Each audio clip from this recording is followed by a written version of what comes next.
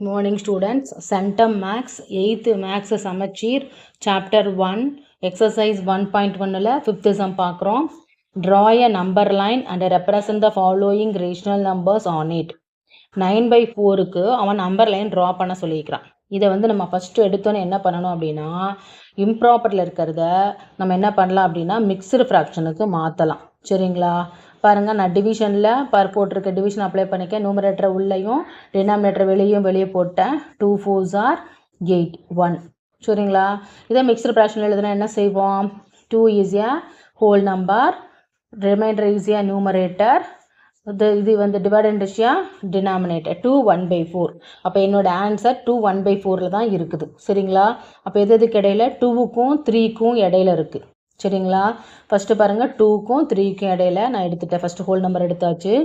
4 இருக்குது நம்ம டினாமினேட்டர். அப்போது இதில் 1 இருக்குது. 2 3 4 டினாமினேட்டர் இருக்கா? அடுத்து 1ல் தான் மார்க் பண்ணணும். பாருங்கள், 2லேருந்து இங்கே தான் ஆரம்பிக்குது 1. ஸோ இதுதான் என்னோட answer. So 2 1/4 is a answer.